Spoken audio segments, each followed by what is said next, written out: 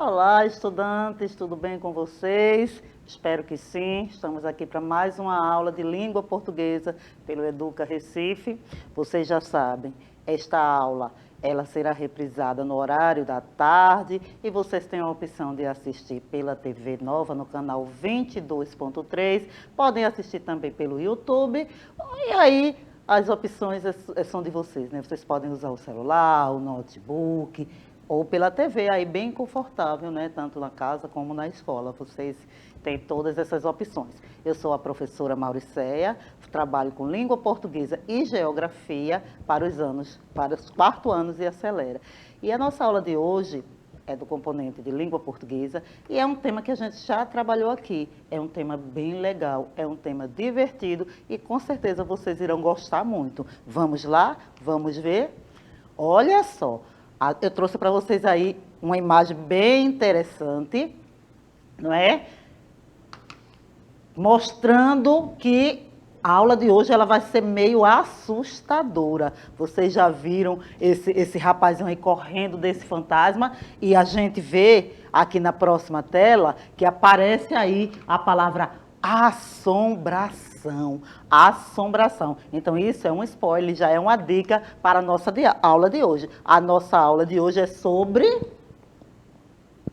Olha, meu Deus do céu. A morte está aparecendo aí. Então, minha gente, vamos falar hoje sobre contos de assombração. Contos de assombração é um tema que a gente já trabalhou aqui. Eu trouxe algumas histórias para vocês. Eu trouxe uma história para vocês que a gente vai reviver lá hoje e eu vou contar uma outra para vocês sobre contos de assombração. Contos de assombração são histórias que a gente já sabe, né? Que é para provocar medo. E eu tenho certeza que aí na casa de vocês já ouviram alguma história daquelas horripilantes, daquelas que arrepiam. Então a aula de hoje vai tratar sobre isso. Vamos lá? Vamos conhecer um pouquinho sobre contos de assombração? Então, olha aí, o que é que o conto de assombração tem? Suspense, tem também calafrios e arrepio e que mais? E medo. Então, ó, os contos de assombração, eles causam tudo isso. Suspense, o que será que vai acontecer agora? Arrepio, calafrios, medo. Então, se você ouviu uma história que teve todas essas sensações, com certeza você ouviu um conto de assombração, não é isso? E os contos de assombração, a gente já falou sobre isso na aula passada, é um gênero da tradição oral, ou seja, as pessoas falam, contam de uma para outra, de geração para geração, contam na família. Então, é um conto de tradição oral muito comum no folclore de diferentes países. Nós estamos no mês de agosto, eu já falei para vocês, e aí é o mês que a gente comemora o folclore, então esse tema é muito pertinente, pois as histórias de assombração, elas são contadas, ou eram contadas mais... antigamente, talvez um pouco mais, mas hoje ainda temos as pessoas sentarem em volta da mesa ou em volta no terraço para contar aquelas histórias que assombram, que dão medo. Então, é um conto de tradição oral muito comum no folclore de diferentes países, não é só no Brasil, não. E o objetivo principal é provocar medo no leitor. Arrepio, calafrio, suspense. Lembram das palavrinhas que eu coloquei logo no início? Então, esse é o objetivo principal do conto de assombração. Mas aí, para a gente produzir um conto, ele tem algumas características que já foi falada na aula passada. Quem assistiu vai lembrar. E quem não assistiu, a gente vai relembrar um pouquinho hoje. Quais são as características de um conto de assombração? Ele é um texto narrativo, é uma história contada por um narrador e que deve conter respostas às seguintes questões. Quem? O quê? Quando? Onde? Por quê? Então, quem participou dessa história? O que aconteceu com ele? Quando? Em que tempo isso aconteceu?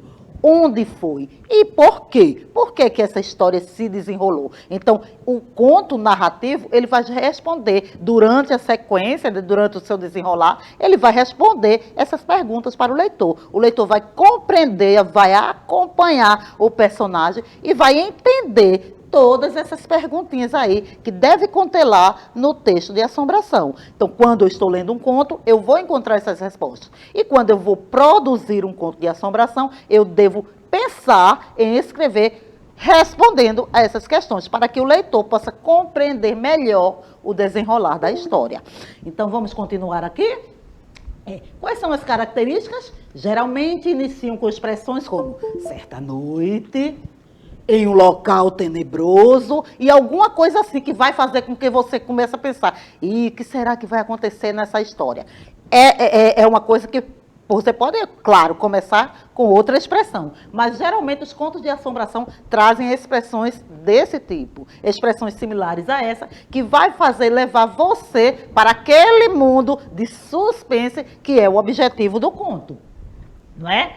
E ele tem que ter um enredo, o que é que está acontecendo nessa história, os personagens, quem participa dela, o narrador que está contando a história, o lugar, que é o cenário, e o tempo. Então, em que momento essa história está acontecendo. Então, essa aí as respostas para aquela perguntinha que eu botei lá na tela anterior.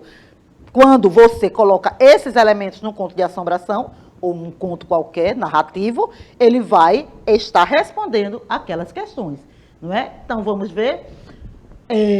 Além disso, na introdução, logo no início, vocês irão conhecer o lugar, a personagem, a história, né? Isso vai iniciar aí no começo, né? Lá na introdução, você já vai se situar nessa história. E aí, depois da introdução, vai ser apresentado o conflito. Por quê? Por que essa história se desenrolou? O que é que eles vão ter que responder? Vai ser a introdução ao fato que vai ser narrado. Isso aí é o desenrolar do conflito, é a apresentação do conflito, do que vai acontecer, para que você possa acompanhar aí a história e ficar atento e ficar pensando, como é que essa história vai terminar? Então, esse é o conflito. Depois vem o clímax. O clímax é aquele momento que a gente fica tenso. Eita, e agora? O que será que vai acontecer com a personagem? Então, é um momento tenso, onde tudo vai caminhar para o desfecho. E o desfecho, é claro, é a solução do conflito. É onde vai tudo finalizar. E essa solução nem sempre é boa. Ela pode ser boa, ela pode ser má, ela pode ser trágica e pode também ser inesperada ou previsível. Ou seja, você lê o conto e durante todo o desenrolar você... eu sabia que essa história ia terminar assim. Ou então, menino, pois me surpreendeu. Não sabia que ia ser desse jeito. Então, aí é o desfecho. É quando termina aquela história. E é sempre interessante quando termina, porque a gente fica com gostinho de, eita, quero ler mais, quero conhecer mais contos de assombração. Ou quero ouvir mais. Porque lembra no início que eu falei que era um conto de tradição oral? Então, esse conto, às vezes, é escutado, é passado por alguém da família, contado para vocês, para as pessoas. Então, o importante é que a gente fique ouvindo essa história e reconhecendo os elementos que a compõem. Por quê? Porque eu posso querer também escrever uma história de assombração. E eu preciso seguir esse espaço. Eu preciso que meu conto tenha esses elementos. É importante, então, prestar atenção a essas características dos contos de assombração. Então, vocês lembram que quando eu falei sobre este tema, eu trouxe para vocês um livro, né? Eu mostrei como dica de leitura um livro, e eu disse assim, olha, hoje eu vou contar uma história que está neste livro, nesse autor que escreveu este livro, Contos de Enganar a Morte, que é este livro aqui, não é? Que é o livro que foi escrito em 2003, e esse livro, ele fala toda a história ele fala todos os contos dele, ele traz uma história onde o personagem tentou enganar a morte. E aí, vocês lembram que eu trouxe a história para vocês? Na aula passada, sobre contos de assombração, eu trouxe essa história, a quase morte de Zé Malandro. Eu contei essa história para vocês ainda lembram? Eu disse que Zé Malandro, ele gostava de jogar, e ele ficava lá na rede, não queria nada com a vida. Aí um dia, ele chegou uma pessoa na porta dele, bateu na porta, e ele dividiu a comida que ele quase não tinha com esse viajante. Quando o viajante foi embora, ele disse que ele podia fazer três desejos, e ele desejou 3 coisas que, no final dessa história, essas 3 coisas ajudaram ele a enganar a morte. Então, o desfecho era justamente esse: como ele fez para enganar a morte, usando esses 3 desejos que ele tinha feito lá no início do texto, né? Ele escolheu um saco, ele escolheu um banco, ele escolheu uma figueira. E aí, com esses 3 desejos, ele conseguiu enganar a morte. Já hoje eu trouxe uma outra história. Eu trouxe uma história que também é sobre os contos de enganar a morte, também é essa história, só que, neste caso, a história de hoje é o homem que enxergava a morte. O homem que enxergava a morte é o título da história de hoje. Então, veja que é diferente. Por quê? Porque na história de Zé Malandro, ele quase morreu, e não morreu porque ele enganou. Nesse caso aqui, ele enxergava a morte. Será que ele também conseguiu enganar? Com certeza, né? Ele conseguiu enganar a morte. Por quê? Vamos descobrir por que esse homem enganava a morte. Olha aí, ó, o homem que enxergava a morte. Vamos conhecer um pouquinho dessa história, né? Por que esse homem conseguia enxergar a morte e o que foi que aconteceu. Então, vamos lá, preste aí atenção na história que eu vou contar para vocês. É o seguinte: era um homem muito, muito pobre. Ele morava em um casebre com sua mulher e 6 filhos. Um dia, sua mulher chegou para ele e disse que estava esperando outro filho. Quando a criança nasceu, o homem saiu procurando um padrinho para seu filho. Um padrinho ou uma madrinha.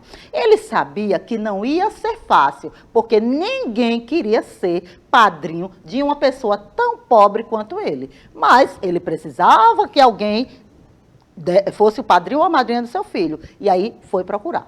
Andou o dia inteiro e não encontrou ninguém para ser o padrinho ou a madrinha do filho. Então ele voltou para casa.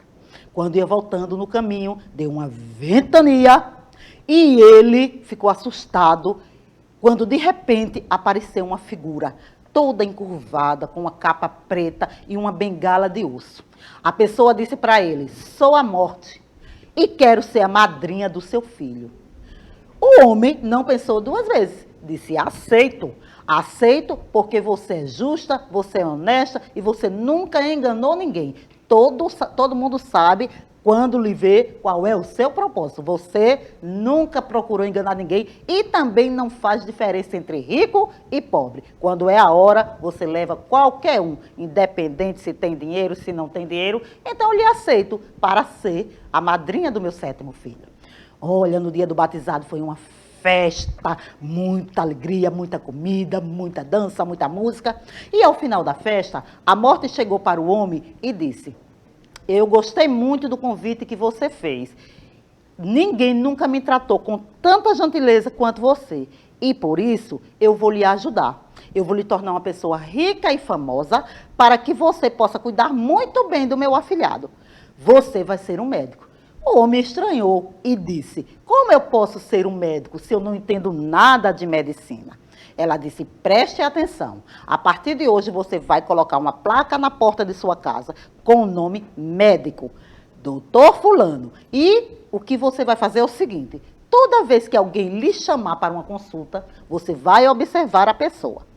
Se eu aparecer na cabeceira do doente, ótimo, aquela pessoa irá se salvar, não é a hora dela.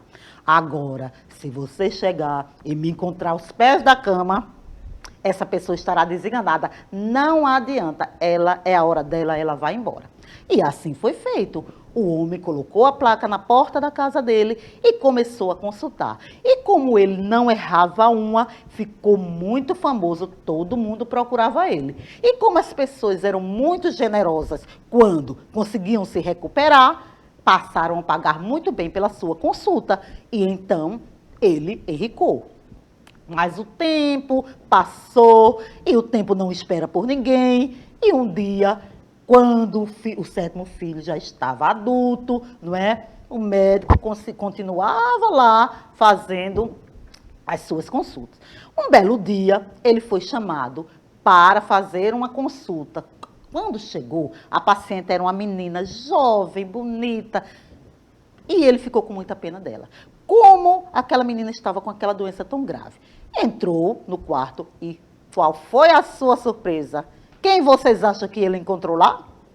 Exatamente, a comadre Morte. E onde será que a comadre Morte estava?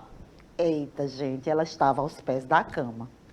Ai, o médico ficou tão preocupado, porque ele achava que aquela menina não poderia morrer assim tão jovem. Se tivesse que alguém morrer, poderia ser ele, que já estava velho. E ele pensou, pensou, e de repente ele teve uma ideia. Ah, eu vou enganar a comadre Morte. Então, bem assim como quem não quer nada, bem rapidamente ele chegou perto da menina e vá!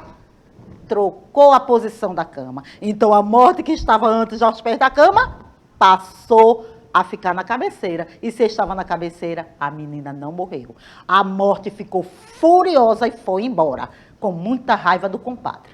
Um belo dia, de repente, ele chegou e encontrou, sabe quem? Uma figura encurvada, com uma bengala de osso. Quem era?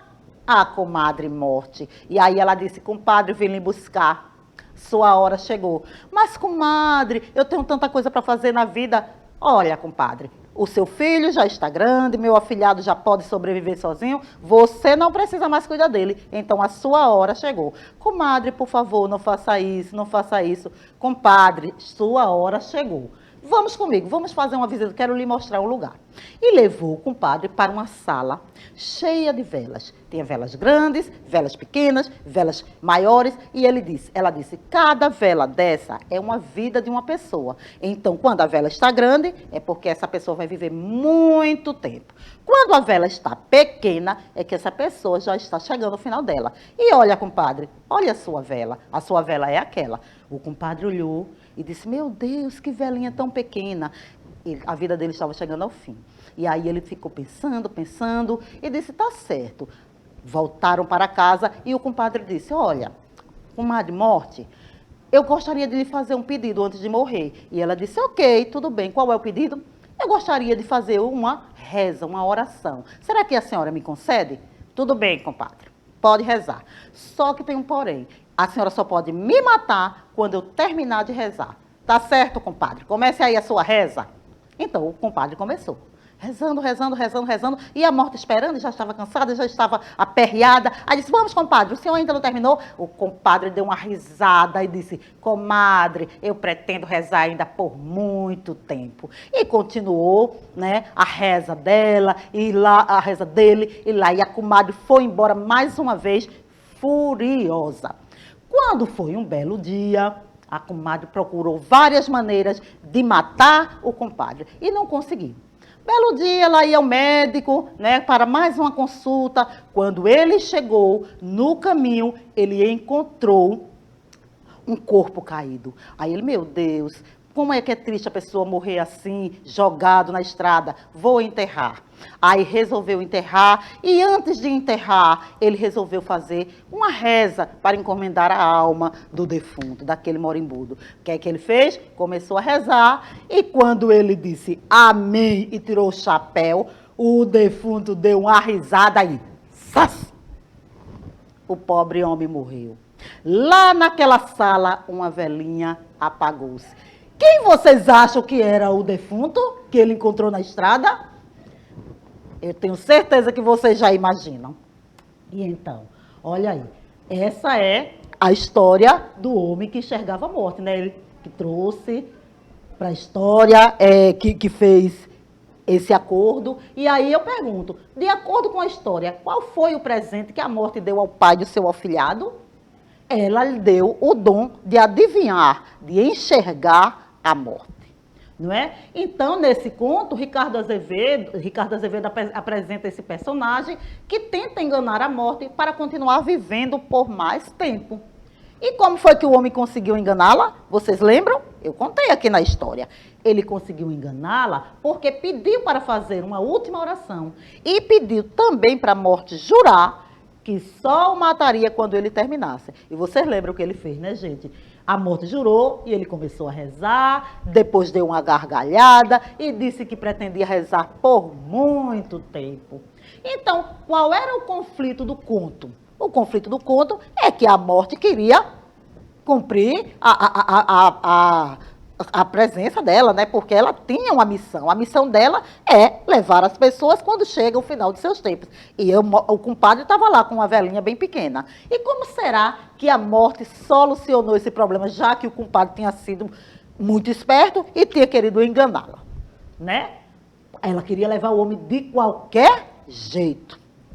E aí, a solução que ela encontrou foi fingir-se de morta para poder enganar o homem. Só assim ela conseguiu levar o danado, né, o bendito homem, para o destino dele.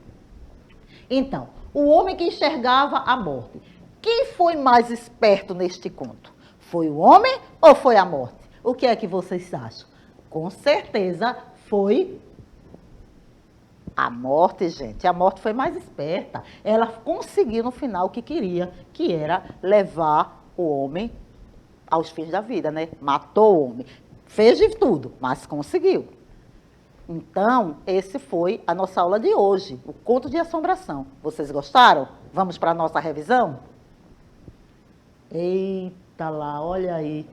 Nosso personagem correndo da morte, mas ela não espera e ela sempre vai acontecer. Vocês viram, né, que o Zé Malandro não escapou dela, apesar de tê-la enganado várias vezes, e também o médico que enxergava também não escapou dela.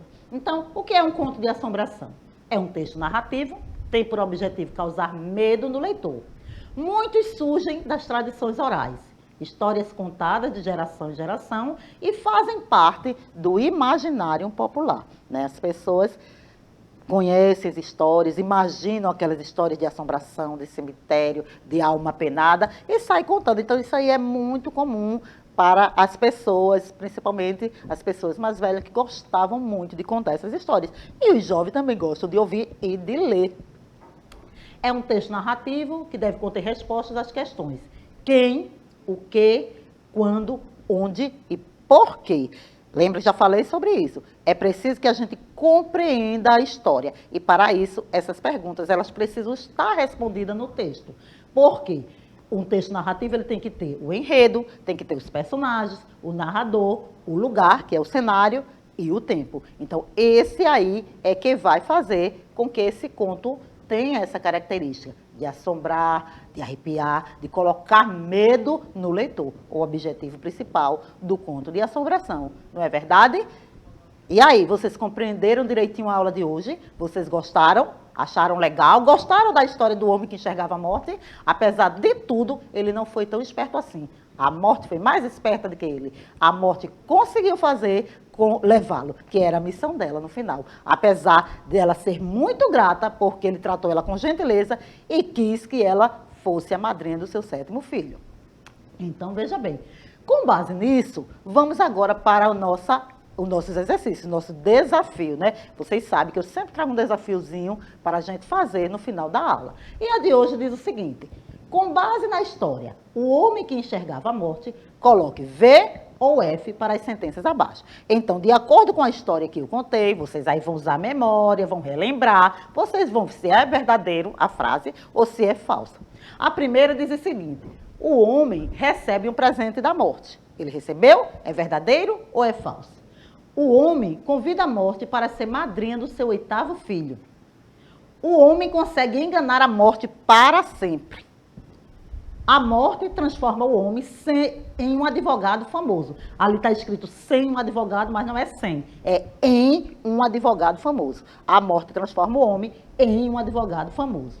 O encontro do homem com a morte foi interrompido pela mulher do homem. Qual dessas é verdadeira? Qual dessas é falsa? Vamos ver? Então, a primeira frase, sim, verdadeira. O homem recebeu um presente. Qual foi o presente? Foi o dom de enxergar a morte. Quando ele chegava na casa de alguém que tinha chamado para fazer uma consulta, ele sabia se aquela pessoa ia morrer ou se aquela pessoa ia viver. Então, ele teve esse presente que a morte lhe deu, que foi o dom de enxergar a morte. O homem convida a morte para ser madrinha do seu 8º filho. Não era o 8º, gente. Vocês lembram? Ele tinha 6 e nasceu o 7º filho. Então, ele convidou a morte para ser madrinha do 7º filho. Esta frase é falsa. O homem consegue enganar a morte para sempre. Não, né? Porque a morte provou que era mais esperta que ele. No final, ela conseguiu levá-lo, ela conseguiu cumprir a missão dele, que era morrer. Então, o homem não enganou a morte para sempre. A morte transforma o homem em um médico famoso. Sim, a morte transformou em um médico famoso, com certeza. Verdadeiro. O encontro do homem com a morte foi interrompido pela mulher do homem. Ora, a mulher do homem só apareceu lá no início da história, quando disse que ela teve um 7º filho. Então, com certeza, essa sentença é falsa. Não é? E aí vem a segunda pergunta. Diz assim, no final da história, o autor afirma que em algum lugar uma vela apagou-se. Em algum lugar uma vela apagou-se. A vela representava o que nesta história? O que é que vocês acham? Representava a vida, né? Porque lembra da sala que a morte levou o homem? Então, representava a vida do filho, a vida da moça ou a vida do homem? Qual era a vida que aquela vela estava simbolizando? Que aquela vela estava representando? Com certeza, vocês sabem muito bem, porque prestaram atenção na história e viram que a velinha que apagou-se no final da história, lá no desfecho, foi a vida do homem. A vida do homem. Com certeza. Então, aquela vela representava a vida do homem. Esse foi o desfecho da história. E aí, vocês gostaram da aula de hoje? O que é que vocês acharam? Foi legal? Foi boa? Eu gostei. Eu gosto particularmente, eu gosto muito desse tipo de narrativa. Os contos de assombração, para mim, são ótimos. E aí, lembrando, olha, se vocês encontrarem este livro e gostarem, tem várias histórias. Além das 2 que eu já contei, tem outras histórias que vocês podem ler. Esse livro de Ricardo Azevedo é bem divertido e conta várias histórias. Fora que a gente também, aqui em Recife, nós conhecemos outras histórias de assombração, né, gente? Vocês já ouviram, tenho certeza que vocês já ouviram outras histórias aqui em Recife, que são contos de assombração, são contadas por aí e que a gente já ouviu. A história da perna cabeluda, a loira do banheiro e outras histórias por aí que são histórias que se enquadram nesse gênero, não é? De contos de assombração. Bom, eu tenho certeza que vocês, a partir de agora, vão gostar muito mais de ler histórias desse tipo, até de contar histórias desse tipo, e quem sabe de querer produzir os próprios contos de assombração de vocês. Isso é interessante. Treine aí a escrita de vocês, treine a leitura, se divirtam lendo conto de assombração ou até recontando essa história que eu contei hoje para vocês, para alguém da sua família, para os seus colegas, ou até mesmo para a sua professora. Essa e outras histórias que talvez vocês também conheçam ou alguém da família de vocês conhece. Tá certo? Eu espero que tenham gostado da aula de hoje, que tenham curtido e até a próxima aula. Um grande abraço para vocês e até mais.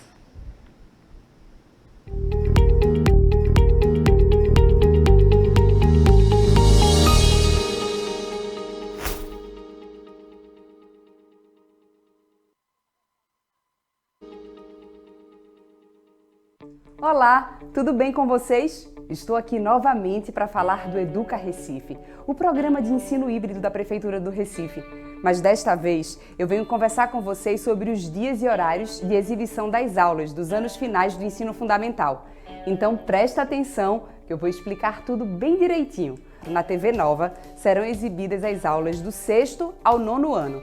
As aulas do 6º ano serão exibidas de 7h30 às 9 horas da manhã. Já o 7º ano do ensino fundamental, anos finais, das 9 horas às 10h30 da manhã. E do 8º ano do ensino fundamental, anos finais, das 10h30 ao meio-dia. Atenção! As aulas para os estudantes do 9º ano do ensino fundamental, anos finais, serão exibidas na TV Nova, canal 22.1, todos os dias, das 8h30 às 10 horas da manhã. Então anotem direitinho os canais e horários das aulas de vocês e se programem para as aulas, hein? Eu volto em breve com mais novidades do Educa Recife. Até já!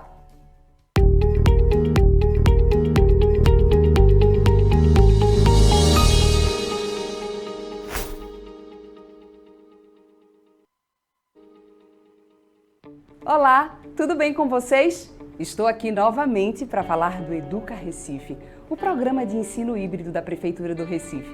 Mas desta vez eu venho conversar com vocês sobre os dias e horários de exibição das aulas para os anos iniciais. O canal 22.2 da TV Nova é dedicado às aulas do 1º, 2º e 3º ano do ensino fundamental, anos iniciais. Atenção para os horários das aulas. As aulas do 1º ano começam às 7h30 da manhã e seguem até às 8h30. Já os estudantes do 2º ano precisam estar a postos a partir das 8h30 da manhã. As aulas seguem até às 9h30. O 3º ano começa às 9h30 da manhã e segue até às 10h30. E não esqueçam, as aulas são de segunda a sexta, tá? Já os estudantes do 4º e 5º ano do ensino fundamental, anos iniciais, irão sintonizar a TV Nova no canal 22.3. As aulas do 4º ano são exibidas de segunda a sexta-feira, das 7h30 às 9 horas da manhã. Para os estudantes do 5º ano, as aulas começam às 9 horas da manhã e seguem até às 10h30. Então anotem tudo direitinho, os canais, os horários das aulas de vocês e se programem. Eu volto em breve com mais novidades do Educa Recife. Até já!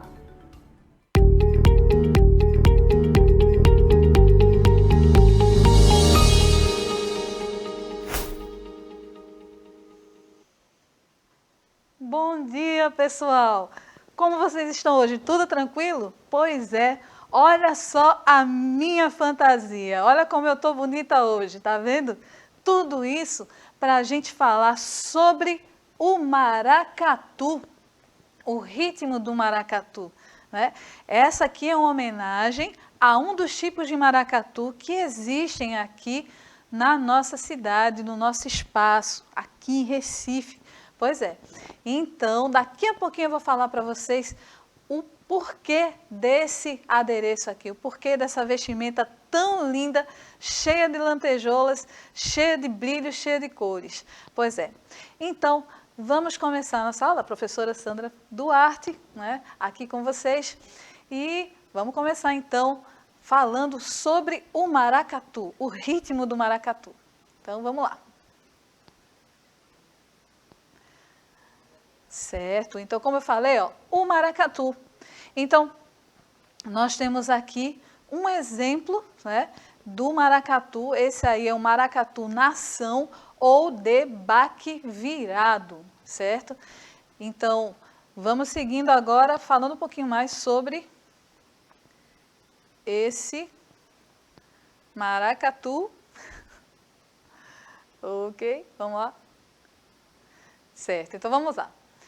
Características gerais do maracatu. A gente vai começar falando um pouquinho sobre ele, né? Sobre, no geral, o que vem a ser o maracatu. Vê só, o que acontece. Em primeiro lugar, o maracatu é uma típica manifestação do folclore brasileiro. Quando a gente fala em folclore, a gente está falando em tradição, a gente está falando em cultura. Então, para ser considerado folclore, ele precisa ser repetido, né? Precisa ser, como é que eu posso dizer, vivenciado por várias gerações, né? E aí, a princípio, o maracatu não era muito bem aceito, não. Ele era muito discriminado, inclusive pelas pessoas que existiam lá na época de antigamente, né? No Brasil colônia, o Brasil que pertencia a Portugal. Então, olha o que ele fala aqui. Segundo alguns estudiosos, os primeiros registros sobre o maracatu datam de 1674 e foram encontrados na igreja de Nossa Senhora do Rosário dos Homens Pretos. Então, esse foi o primeiro registro encontrado, segundo alguns estudiosos. Agora, claro, existem divergências sempre, né? Mas os primeiros foram nessa igreja aí encontrados os registros, certo? Aí nós temos a imagem, nós podemos observar nesse slide, do maracatu rural. Olha ali o pessoal. Será que vocês estão vendo alguma coisa parecida por aqui com esse pessoal aí do maracatu rural? Será? Olha a vestimenta deles e olha a minha vestimenta. A questão das cores, a questão do brilho, né? Claro, faltam algumas coisas aqui para eu ser um caboclo de lança, né? Que é essa figura aí principal do maracatu rural. Mas vamos lá seguindo um pouco na nossa... O maracatu simboliza a coroação dos reis de Congo. Então, essa coroação começou em 10 de setembro de 1666. Faz muito tempo, né? Pois é, nenhum de nós nem sonhava em nascer e já existia essa coroação dos reis de Congo. Então, em homenagem a essa coroação também é que eles pensaram em criar o maracatu, essa manifestação popular. Então, o maracatu simboliza, como eu falei, né? Então, está aí a imagem, a coroação dos reis de Congo. É um momento muito importante para eles. E aqui eu trouxe para vocês a última família real do Congo. Esse pessoal aí, que nós podemos ver, foram os reis de Congo de fato. Então nós temos a imagem deles. Vê que família bonita, né? Todo mundo foram os últimos reis do Congo. Antes de mudar o regime lá desse local. Agora nós vamos ver os dois tipos de manifestação do maracatu aqui na nossa cidade. Então nós temos o maracatu rural, que é esse do caboclo de lança, esse como eu estou vestida agora, e o maracatu nação. O maracatu nação também é chamado de maracatu de baque virado. E o maracatu rural também é chamado baque solto, certo? Acho que as aulas anteriores a gente falou um pouco sobre cada um deles, os detalhes, né? O maracatu rural, ele remonta muito à questão do trabalhador da cana-de-açúcar, né?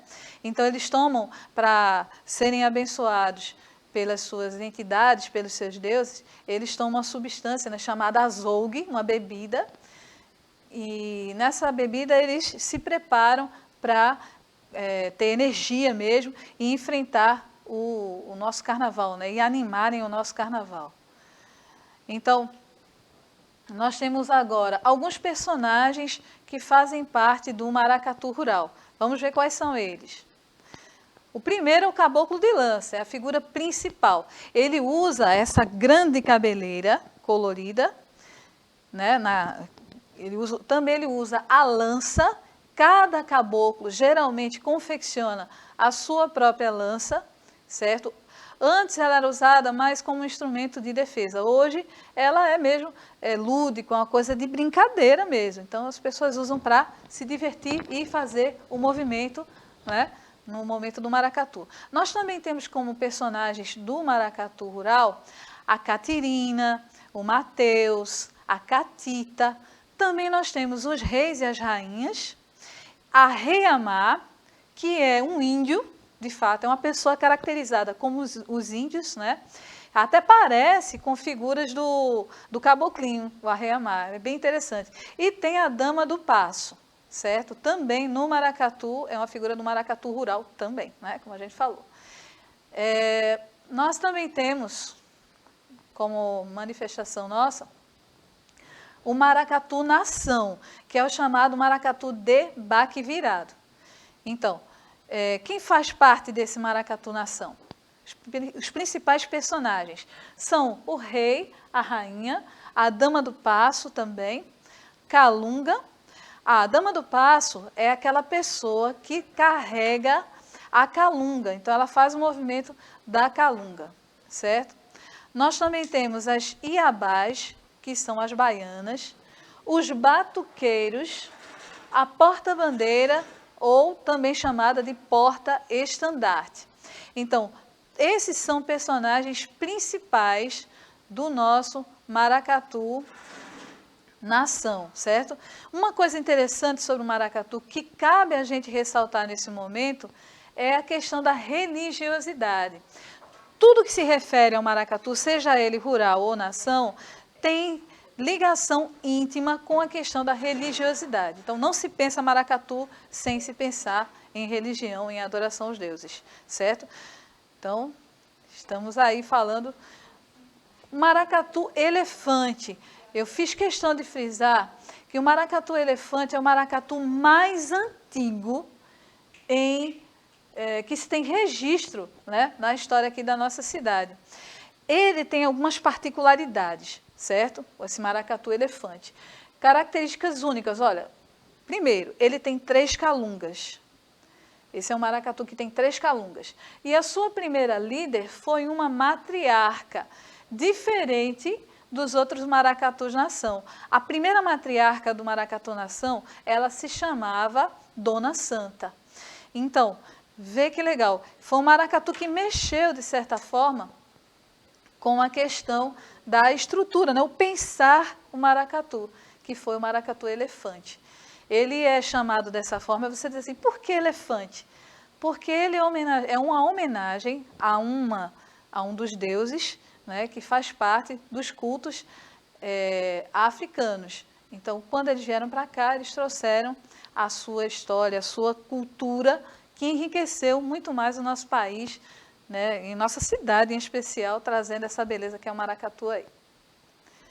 Olha a imagem de Dona Santa, né, que foi a primeira matriarca do maracatu elefante, e é uma figura muito importante, a figura icônica no nosso maracatu.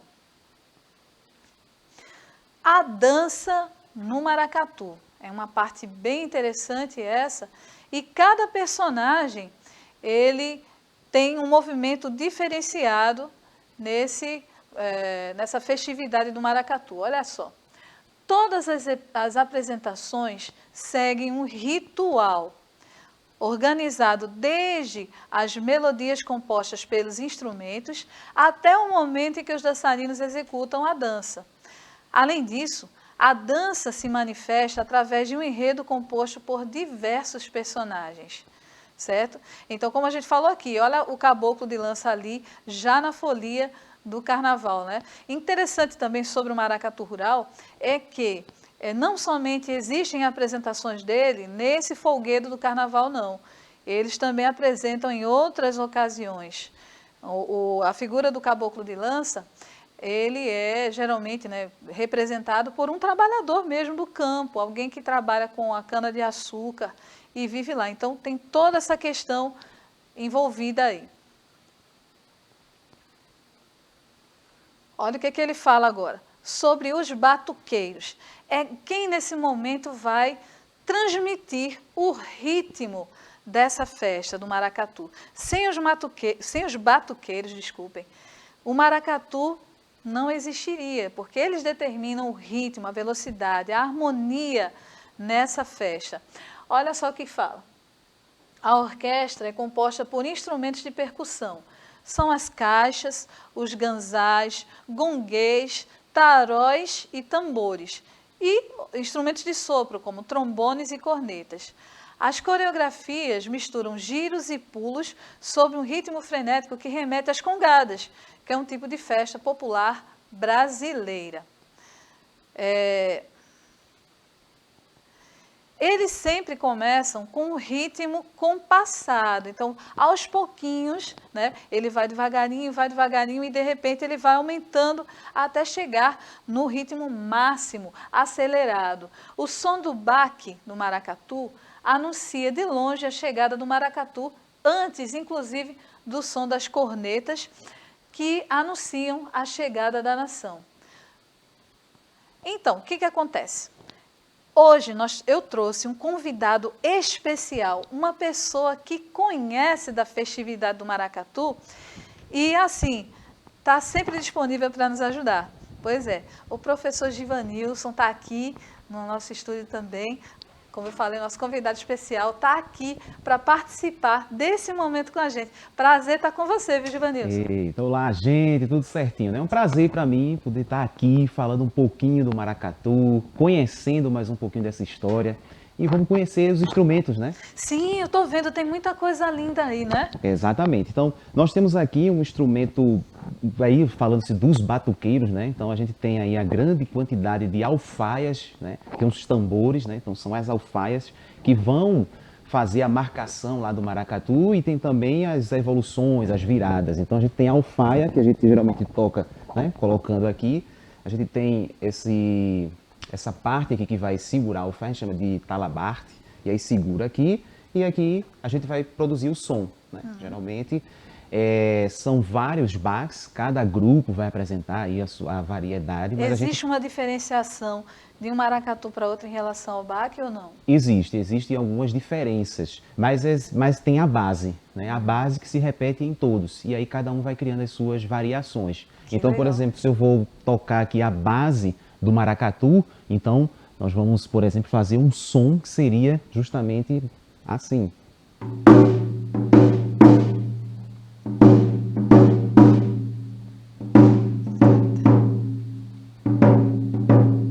A gente teria a base do maracatu, vai ser a base que vai levar todo o restante dos baques que vão vir em cima desses aqui.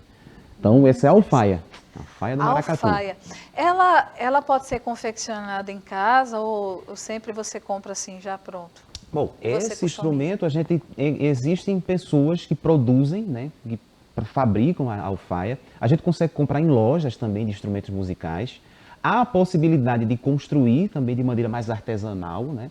E ela é produzida com madeira, né? A gente tem hoje, né? Hoje é uma madeira trabalhada. A gente tem a pele aqui, que é a pele de couro animal, né? A pele do bode. Interessante, né? Como faz um som tão alto, né? Pois com é. uma coisa tão simples, né? E as cordas que vão dar a afinação. A gente vai fazer o trançado aqui para dar a afinação da alfaia. No começo na história, as alfaias eram bem mais pesadas. A gente tem alfaia. Ainda há grupos como o maracatu elefante que utilizam com rolos, né, de macaíba. Esse bojo que a gente chama, que é essa parte aqui, ela é construída com o tronco da macaíba, né, trabalhada ali, deixa ele oco. E aí ela fica mais pesada, ela fica mais encorpada, vamos dizer assim. Que legal. Mas aí a gente consegue comprar até na internet, nos sites, nas lojas de instrumentos musicais, a gente consegue adquirir uma alfaia que tem de vários tamanhos. E aí vão sendo medidos pela polegada. Essa aqui tem polegada 12, mas aí a gente vai 14, 16, Que não vai... é uma medida do Brasil, né? A polegada, não é? Não, pois é. Diferenciado. Então, a gente compra de diversos tamanhos. Essa aqui é um tamanho menor, né? Porque a título de aula e tal, fica melhor para transportar. Mas elas geralmente, nos grupos, são um tamanho bem maior do que esse daqui. Certo, então essa é a alfaia. Essa é a alfaia. Muito prazer, alfaia. Vamos ver, e essa coisa linda aqui, ó, cheia de contas. Ah, essa aqui é o aguibê. Em algumas regiões o pessoal conhece como tchequerê. Chequerê. Mas aqui, Recife, a gente chama, quando a gente chega num grupo, tal, o AB, vai tocar o AB e tal. Então, geralmente a gente conhece como AB. Mas aí a gente tem aqui o aguibê, que é bem simples também de tocar. Ele vai ser construído com a cabaça, né? As contas aqui ao redor. E a gente... Então, eu sempre, quando eu vou ensinar a tocar isso aqui, eu digo, ó, pensa no piuí tatatá. Aí eu digo, piuí tatatá, piuí tatatá, piuí. Opa! Quer ver o ritmo? Muito Então, legal. o movimento ele vai ser dado por uma mão e a outra ela vai acompanhando, né? E também eles têm um tamanho maior também. Esse aqui está um pouquinho reduzido, mas a gente tem outros maiores, são mais pesados. Aí você vai uma mão ajudando a outra.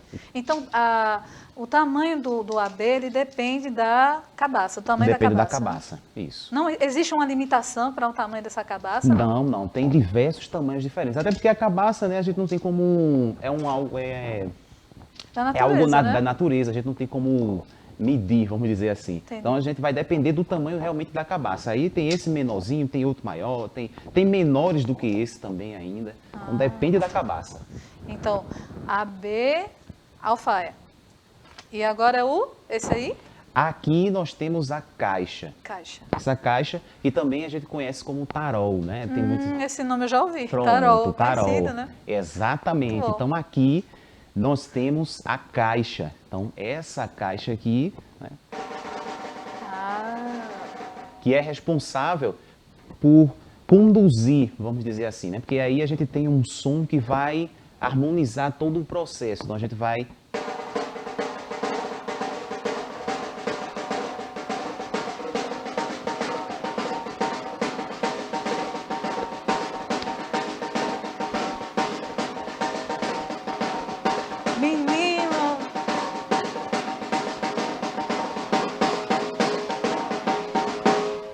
É E aí irresistível. essa é a caixa. A caixa ela vai ser responsável por isso, ela vai puxando, né, o processo ali da música que vai acontecendo. E aí as alfaias vão acompanhando toda essa harmonia. né? Então, além da caixa, a gente tem outros instrumentos também, né? Tem o Sim. gongue, que eu vi que a senhora falou aí na aula, a gente tem o gongue. Alguns grupos também utilizam o agogô. Tem alguns que utilizam timbal, atabaque. Então, são instrumentos que vai variar de grupo para grupo, de uma nação para nação. Mas a base a gente sempre vai ter, né? O caixa, a alfaia, o AB, vai estar presente ali na manifestação, na música que vai conduzir o cortejo. Que lindo. Professor Givanilson, eu quero agradecer a você por esse momento tão rico aqui na nossa aula. Olha, show, viu? Obrigado. Muito Feliz obrigada. que tenham gostado aí. Com Aprendido certeza. mais um pouquinho. Né? Sim, sim, o pessoal de casa com certeza adorou esse momento. Eu gostei muito e vou dizer a vocês, é irresistível. Ele começa a tocar, começa a apresentar e a gente vai, ó, na festa e sai no embalo, né? Só com saudade desse movimento, né? Pois é, já está de volta, né? Com certeza. Aos pouquinhos a gente vai vencendo esse período de pandemia e logo a gente vai poder sair aí na rua com os cortejos, com os maracatus, nosso tão rico, né? Tão expressivo carnaval. Ok. Muito obrigada mais uma vez. Eu que agradeço. Precisando, estamos aqui. Oxente, então a gente vai aperrear muito. Valeu, Gilma. Valeu, muito obrigada. Então, vamos seguir aqui na nossa viagem, né, pela aula. Depois desse show que o professor Givanilson deu para a gente vai seguir agora um pouquinho falando mais sobre lembranças, né? Vamos relembrar o que a gente falou um pouquinho hoje na nossa aula. Então, primeira pergunta aqui para a gente, tá? Para vocês lembrarem, depois de todo esse show, de toda essa apresentação muito legal que a gente teve. Primeira pergunta, o que é o maracatu? E aí, gente, o que será que é o maracatu? De onde foi que o maracatu veio? Onde foi que ele surgiu? Segunda pergunta, quem determina o ritmo do maracatu? Então, quem é que faz o movimento, né? Quais são, até eu poderia acrescentar aqui, que não tem, quais são alguns desses instrumentos que a gente viu agora na nossa aula, que o professor Givanilson explicou bem direitinho para a gente. E aí? Então, pensa, escreve isso, registra, e é muito importante que a gente tenha isso aí. De repente você pode fazer uma pesquisa e mostrar para a sua professora. Vamos ver outra pergunta aqui? Quais são os tipos de maracatu que existem? Então, aqui em Pernambuco nós falamos de 2 tipos de maracatu. Quais são eles? Será que você está lembrado? Será que você está lembrada? Pois é. E vocês vão também citar alguns personagens que pertencem ao maracatu, certo? E aí você diz, professora, a senhora falou que existem 2 tipos de maracatus, né? Então, quais são os personagens daquele tipo de maracatu primeiro que a gente viu e desse tipo de maracatu aqui, ó, tá? Uma coisa bem interessante na nossa aula de hoje, com a presença do professor, é que esse movimento que ele fez aqui, do toque dos instrumentos, ele é mais comum ao maracatu nação ou de baque virado, tá? Então, são movimentos relativos mais a esse tipo de maracatu. O maracatu rural é diferenciado um pouco, porque o caboclo de lança, ele usa toda uma roupa super pesada, mais de 30 quilos na verdade, e ele carrega chocalhos aqui na parte de trás da roupa. Isso é bem interessante. Além de todo o peso da fantasia, né, os adereços tem essa questão aí. Tá? É importante a gente frisar que são 2 movimentos diferentes, são ritmos diferenciados. O maracatu rural e o maracatu nação, tá bom? Então, no mais, espero sinceramente que vocês tenham gostado da nossa aula de hoje, uma aula bem animada, uma aula colorida, né? Eu vim aqui vestida de caboclo de lança, uma homenagem, na verdade, porque faltam muitos adereços ainda para poder estar completamente caracterizada. E é isso aí. A gente se vê na próxima aula. Foi um prazer estar aqui com vocês. Espero que vocês tenham gostado. Um dia muito feliz, de muitas realizações, tá bom? Beijão. Até a próxima, gente. Valeu!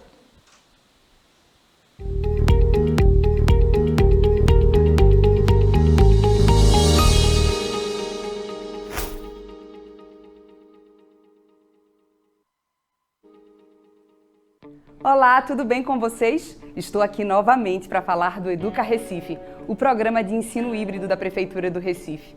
O Educa Recife tem mais de 14 horas de exibição todos os dias em 5 canais digitais. E na nossa programação, contamos com conteúdo exclusivo para educação inclusiva. Um programa inteirinho destinado ao atendimento educacional especializado. O programa de educação inclusiva é na TV Alep, canal 10.2, de segunda a sexta-feira e começa às 8h45 da manhã. Não percam!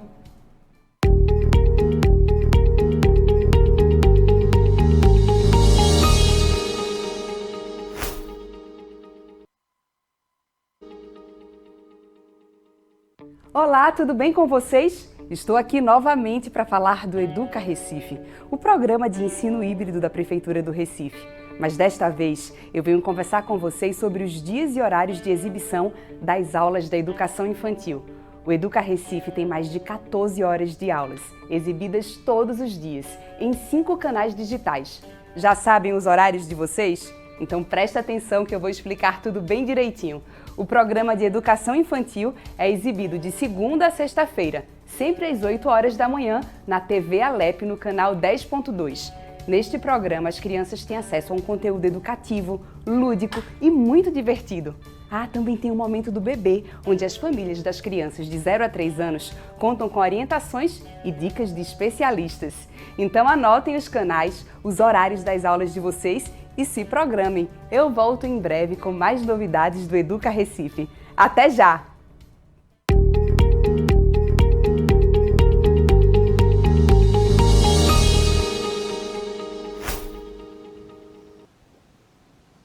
Olá, crianças! Eita, que hoje o dia tá muito bom, né? Essas aulas de hoje, vocês começaram com contos de assombração, agora o maracatu entraram no ritmo aí com a professora Sandra e o Giva. Maravilhoso, né? E para fechar a nossa sexta-feira, eu aqui, né, professora Márcia Cristina, vou trabalhar com vocês com ciências. E o nosso tema de hoje é anfíbios. Isso mesmo! E antes de começarmos, gostaria de lembrá-los, olha só, fica ligado! Vocês podem assistir as nossas aulas pela TV, pelo celular, pelo computador também. E não podem esquecer, vocês se inscrevam aí no Educa Recife. Vocês irão assistir pelo YouTube todas as aulas, não vão perder absolutamente nada. Teve saudade daquela aula? Alguma dúvida? Oxi, vamos lá, procura. Vocês vão encontrar todas as aulas.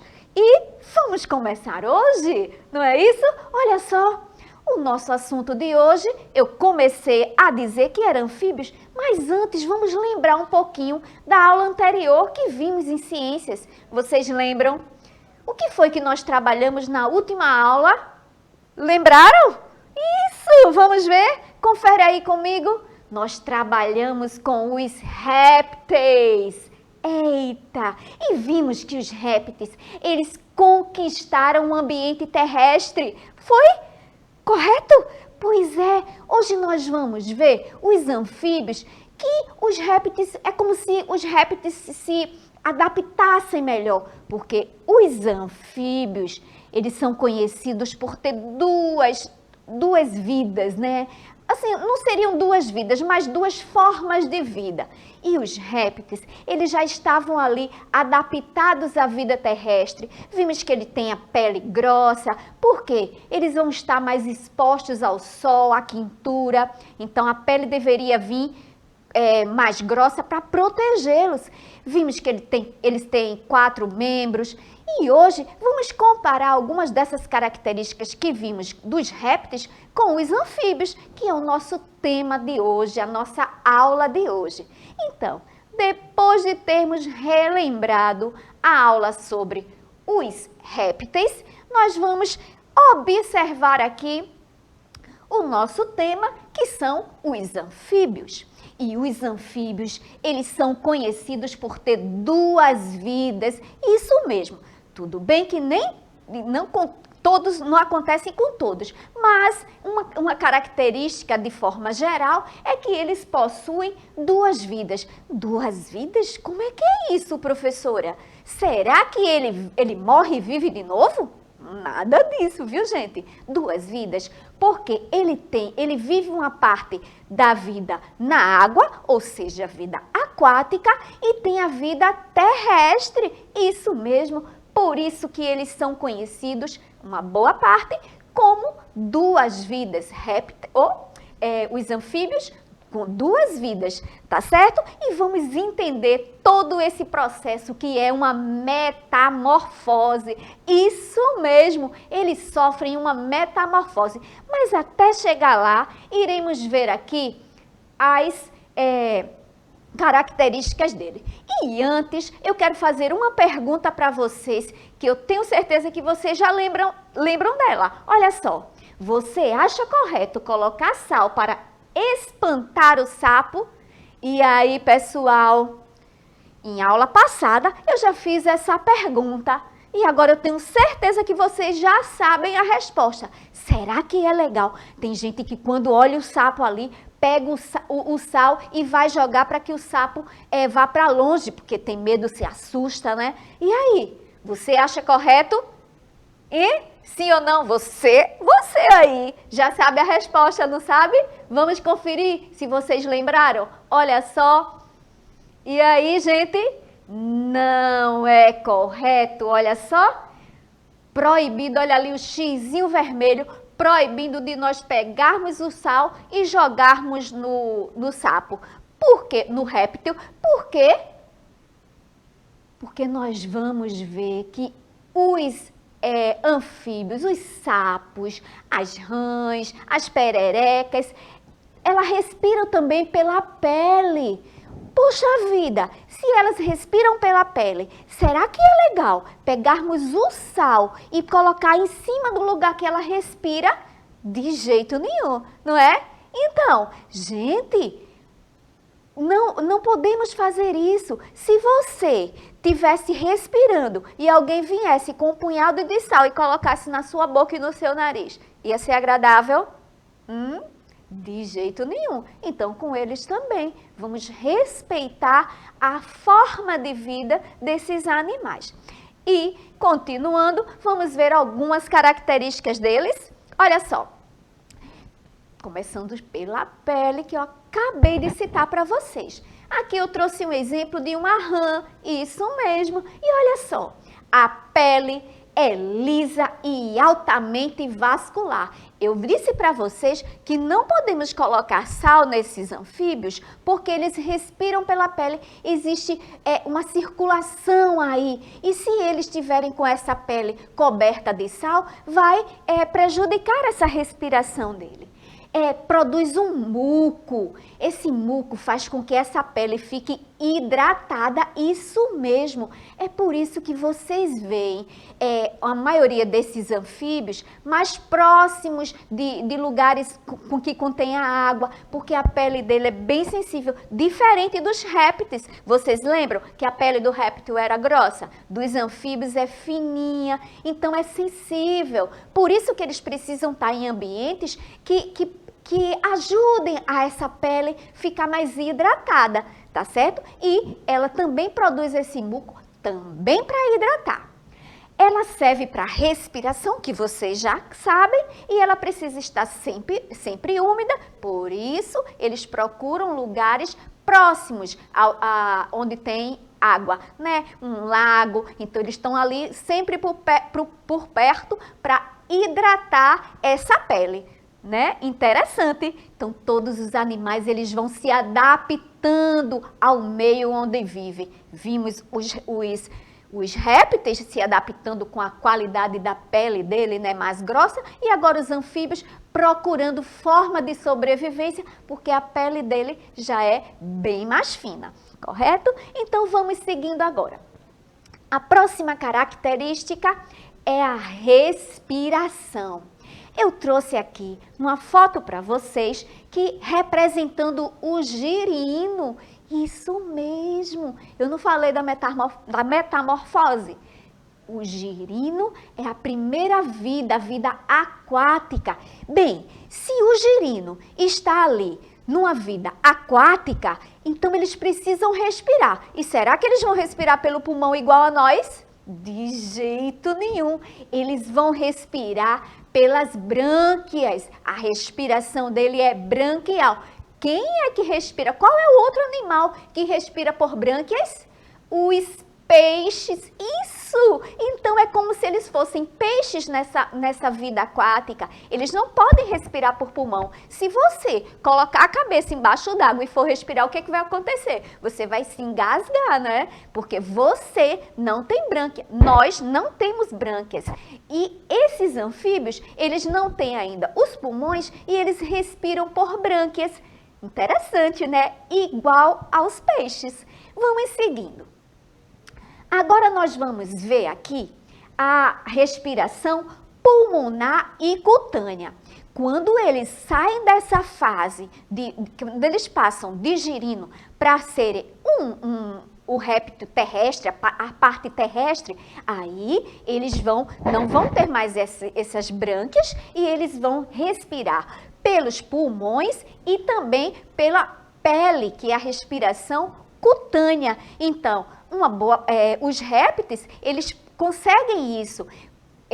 O pulmão dele não é como o nosso, que só com o pulmão nós conseguimos desenvolver a nossa respiração. Então, como há uma mistura de gases ainda, eles precisam da ajuda da pele, por isso que a pele é fininha, para ajudar nessa respiração. Então, a respiração dos répteis na fase terrestre, ela em alguns répteis, né? Uma boa parte dos répteis é pulmonar e cutânea. Eles precisam dessas duas ajudas, da pele e dos pulmões. Compreenderam? Até aí, sem dúvida nenhuma, que maravilha! Então, vamos seguir. Nós também temos os répteis, os anfíbios, eles são tetrápode. Isso! Nós vimos também, quando estávamos trabalhando com os répteis, que eles são tetrápodes. E o que é isso? Que nome difícil, professora! Mas não é nada demais. Olha só, é que eles têm 4 membros. Olha aí, mostrando na gravura as setinhas, eles têm 4 membros. Quando eles saíram da vida aquática e vão para a terrestre, eles precisam estar ali com os membros para se locomover. Então, é por isso, por eles terem 4 membros, eles são tetrápodes, correto? E seguindo, olha lá. Esses tetrápodes, eles têm uma coluna que já sustenta maior firmeza. Eles saíram da fase aquática e agora eles vieram para a fase terrestre. Então, a estrutura foi modificada. Eles precisavam se sustentar na terra. Então, a coluna começa já a ter maior firmeza, pois não são mais girinos, como vocês viram naquela foto anterior, os girinos ali na vida aquática. Agora eles precisam se sustentar, aí toda aquela transformação acontece porque a coluna vem sustentando esses membros. Então, seguindo, nós vamos ver aqui a alimentação. A alimentação desses anfíbios, vocês estão observando na foto, esses 2 anfíbios aí comendo uma borboleta, e a alimentação deles, geralmente eles são carnívoros, isso mesmo, carnívoros. E eles comem, mas também eles comem, moscas, comem borboletas, isso quando eles estão na fase terrestre, né? Principalmente. Então, a alimentação dele, uma boa parte, geralmente, eles são carnívoros. Comem carne, a carne desses outros animais. E seguindo, nós vamos ver agora também que a alimentação, quando eles são girinos, eles alimentam-se de algas e outros organismos que estão ali, dentro do ambiente aquático. Na foto, vocês estão observando que os girinos estão se alimentando aí das algas e aquelas outras coisinhas que estão ali naquele ambiente aquático que servem para que eles se alimentem. Isso na fase quando eles são o quê? Girinos. Correto, muito bem. Agora nós vamos ver que eu trouxe aqui essa imagem desse sapo aí, ó, ele procurando a alimentação. E como são importantes para nós, né, minha gente? Olha só, se eles comem insetos, eles comem as moscas. Olha a importância desses animais. Imagina, nós trabalhamos cadeia alimentar e vimos que a cadeia alimentar ela entra em equilíbrio quando há alimentação para todos os seres vivos. Imagina se nós não tivéssemos o sapo lá comendo aqueles insetos. Quantidade enorme de insetos que nós teríamos. E isso aí iria também nos prejudicar, né? Porque vai aparecer doenças, alguns insetos nos transmitem doenças para nós e prejudica também. Então, para vocês verem, aí repensarem toda vez que pensar em fazer algum mal para algum animal, perceber a importância que cada ser vivo tem no nosso ambiente. Então, aquela perguntinha lá no início da aula, se vocês colocariam o sal na pele lá do sapo para espantar, de forma nenhuma. Tanto porque prejudica, né, a respiração dele e vai, consequentemente, nos prejudicar, porque a importância desses animais para o nosso meio ambiente, para a vida de nós humanos, vocês já conhecem que é essencial, tá bom? Então, seguindo, nós vamos ver agora a questão da reprodução. E a reprodução dos anfíbios é muito interessante, viu, gente? Olha só. Aqui eu trouxe, vou falar um pouquinho da reprodução do sapo, que é da espécie dos anuros, isso mesmo. Os anfíbios, eles têm várias espécies e nós iremos falar da espécie dos anuros e conhecer um pouquinho desta reprodução. Aqui vocês estão, como eu falei, varia de acordo com a espécie, por isso que eu vou destacar os anuros e os sapos para que vocês conheçam. Mas vocês sabem como é que eles começam a reprodução? Olha só, de início nós estamos vendo aí, ó, o sapo fazendo a sua cantoria. Minha gente, o sapo cantou, vê para isso.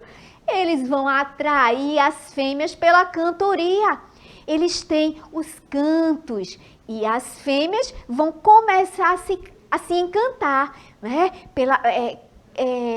De acordo com a espécie, ele tem cantos diferentes e as fêmeas, elas vão se encantar pelo canto do sapo. Isso mesmo! Então, o sapo cantou, olha só, vocês nunca mais vão esquecer. Então, a partir do momento que elas se encantam, aí elas vão querer ter a reprodução, vão querer namorar com ele. E olha o que é que acontece. Acontece o abraço que se chama amplexo. Isso, esse abraço, quando eles começam a reprodução, eles se abraçam. E este abraço você nunca mais vai esquecer o nome, que esse abraço se chama amplexo. A fêmea se encantou pela cantoria do sapo e agora eles vão se abraçar.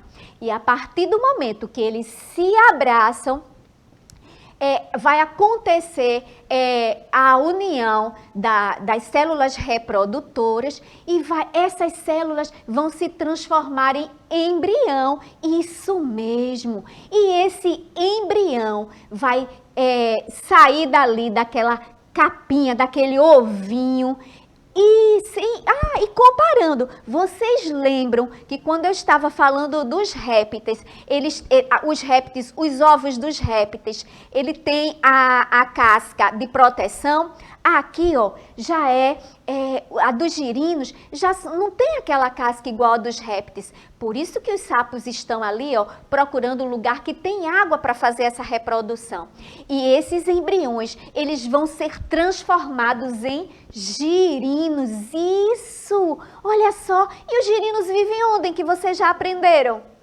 Correto! Dentro da água. A vida aquática, a primeira vida deles. E é aí, ó, a metamorfose está começando a acontecer. A primeira etapa, os girinos. Aí vamos lá. Os girinos começam a sua metamorfose. Depois dessa fase que é nesta gravura que vocês estão vendo, a parte como se vocês estivessem vendo só a cabeça e o rabinho, aí olha o que é que acontece com ele depois.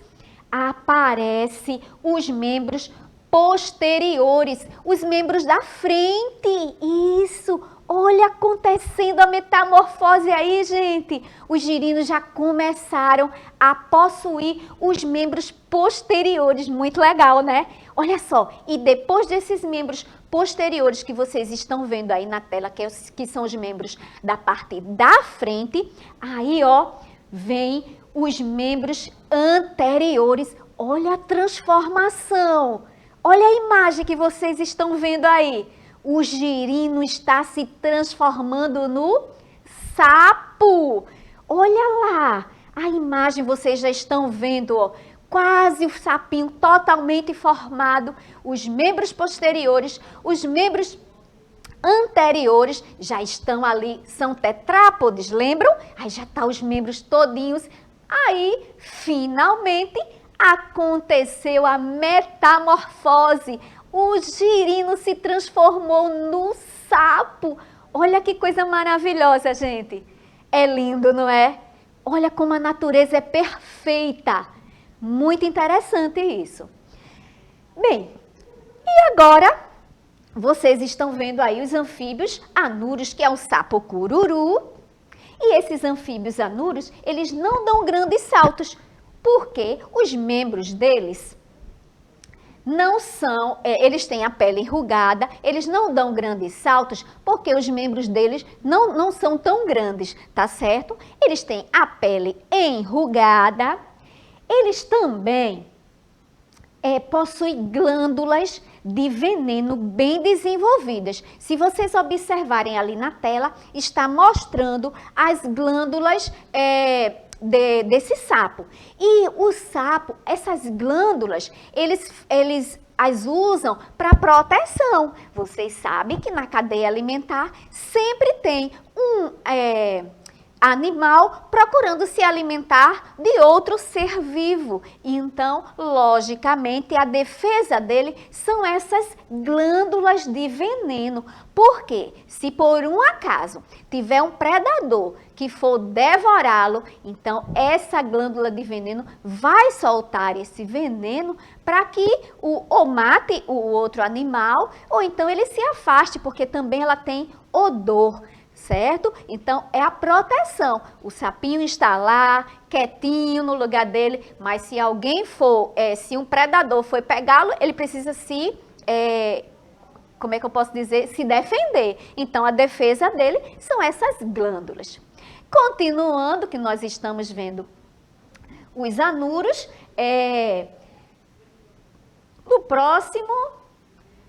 Vocês estão vendo aqui que também no grupo dos anuros nós temos a perereca, isso mesmo, a perereca, e vamos conhecer algumas características da perereca.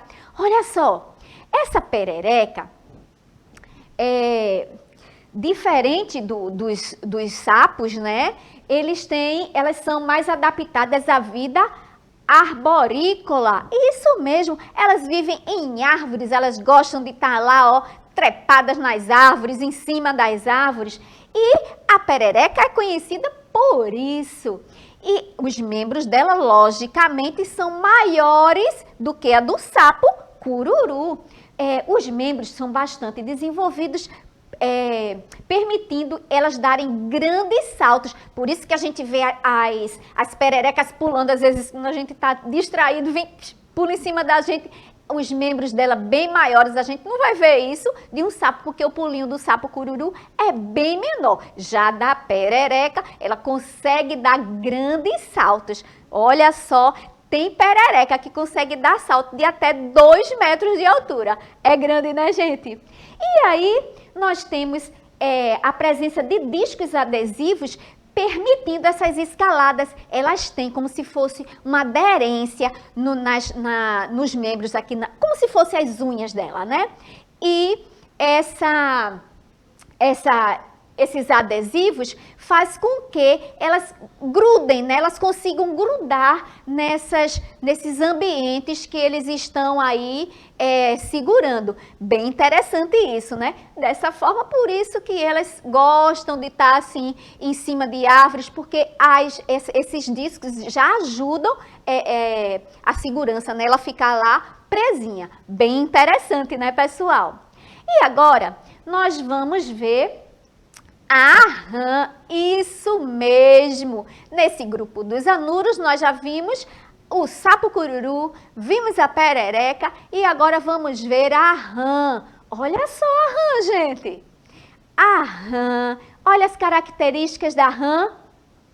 Ela tem a pele mais lisa. E observa lá o ambiente que essa rã está. Estão observando? Ali, ó. Dentro da água, né? Olha lá, a membrana entre os dedos, dando-lhe mais capacidade de natação. Se vocês observarem, olha lá os dedinhos da rã. Preste atenção, lembra o quê?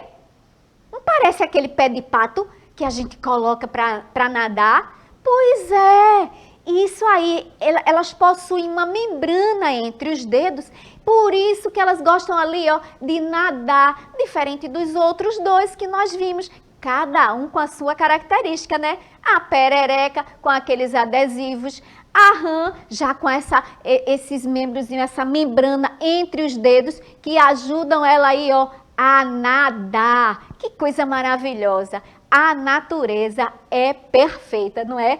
Cada ser com as suas características e se adaptando àquele ambiente. Muito legal. E agora, nós vamos ver aí, ó, a questão da extinção dos anfíbios. Eu trouxe essa foto, é uma perereca de nome estrambólico, olha só, Bockermann-Hornia. Eita, que é um nome muito difícil, que eu não sei nem como pronunciar direito. Pois é, e nós vamos conhecer um pouquinho que existem anfíbios em extinção e vamos ver, perceber por que esses anfíbios estão em extinção.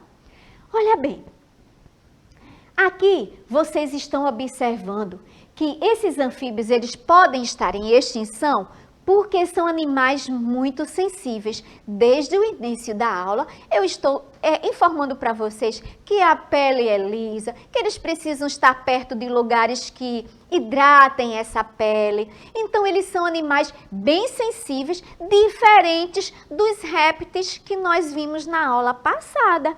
Então, por serem bem sensíveis, eles ficam...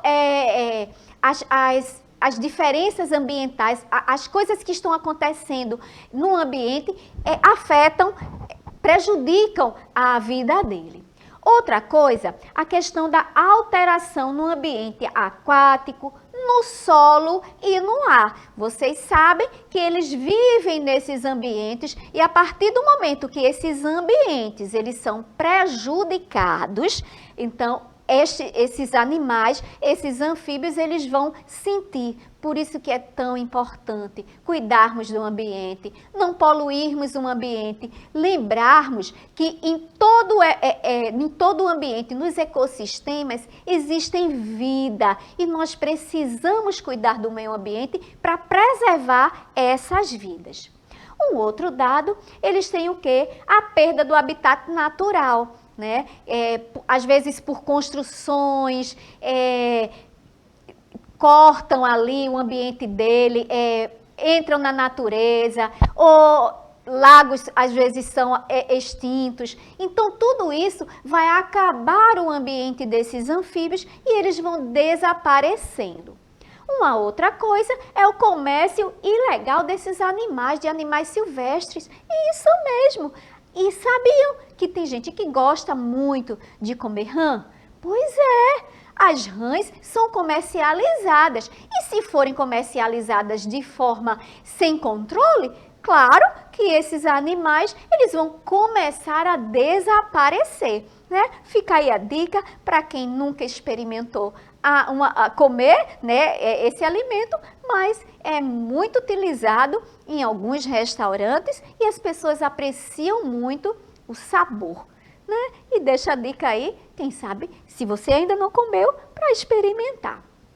E uma outra coisa é a questão da poluição, como eu já falei anteriormente, do ar e da água. Entenderam direitinho, minha gente? Então, vamos cuidar do nosso meio ambiente e preservar esses animais. Então, aqui,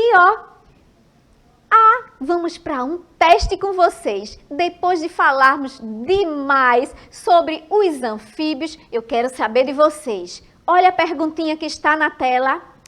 A respiração do girino é... Olha as nossas alternativas. Será que ela é branquial? A letra B, será que ela é pulmonar, pessoal? Ou se ela é cutânea? O que é que vocês acham? Aprenderam hoje tudo sobre isso. E aí, qual dessas letras? A, B ou C? Fala aí para mim. Respondeu? Vamos conferir a respiração do girino. O girino vive onde, minha gente? Né? Dentro da água. Então, a respiração dele é, olha só, confere a sua resposta aí. Acertaram! Branquial, isso mesmo. A respiração do girino é branquial. Vamos ver uma próxima? Vocês já sabem de todas. Vamos ver, confere aí. Olha a próxima. Os anfíbios são tetrápodes. Eles são tetrápodes porque tem o quê? Será que eles têm 2 membros? Será que eles têm 3? Ou será que eles têm 4 membros? E aí? Eu falei para vocês, mostrei em foto, por que eles são tetrápodes igual aos répteis que nós vimos? Por quê? Quantos membros? 2, 3 ou 4? Já sabe? Confere aí a resposta. Olha, acertou? E aí, gente, eles têm 4 membros. Isso! Os membros superiores e os inferiores, ou os anteriores e os posteriores, 4 membros. Então, se eles têm 4 membros, eles são tetrápodes. Repete aí essa palavra. Tetrápodes, tá bom? Ótimo! Ainda bem que vocês aprenderam tudo, porque hoje nós trabalhamos com os anfíbios, isso mesmo, e vimos que os anfíbios têm a fase larval, porque eles vivem na água e eles respiram por brânquias, igual aos peixes. A fase larval respiram por brânquias. Nós temos também, após a metamorfose, eles respiram pela pele e pelos pulmões, porque os pulmões deles precisam dessa ajuda, porque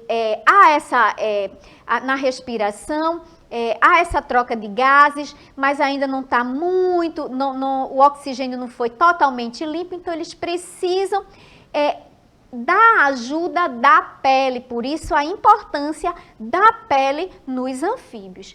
E esses anfíbios, nós vimos hoje uma classificação dos anfíbios, que foram os anfíbios anuros, e dentro dessa classificação dos anuros, nós vimos o sapo-cururu, não foi? Aqueles que não têm os membros muito grandes, não dão grandes saltos. Nós vimos também a perereca e vimos a rã. Então, esses 3 fazem parte do grupo dos anuros, que vocês entenderam completamente. Não foi, pessoal? Que maravilha! Então, sabendo disso, eu vou sugerir uma coisa para vocês. Um desafio, uma atividade. Que tal criar um jogo do conhecimento? Vocês vão fazer o seguinte. Peguem gravuras, pesquisem gravuras dos anuros. Anuros, vocês já sabem quais são: sapo-cururu, a rã e a perereca. Depois de pesquisar essas gravuras, vocês vão recortar. Faça pequenos retângulos e escreva uma característica dos anuros em cada retângulo. E você pode fazer vários, porque eles têm várias características, e depois peça que seus amigos acertem as características a partir da figura. Mostra a figura e a característica no outro retângulo para ver se eles conseguem. Ok, minha gente? Então, essa foi a nossa aula de hoje sobre os anfíbios. Espero que vocês tenham gostado. Então, até a próxima aula.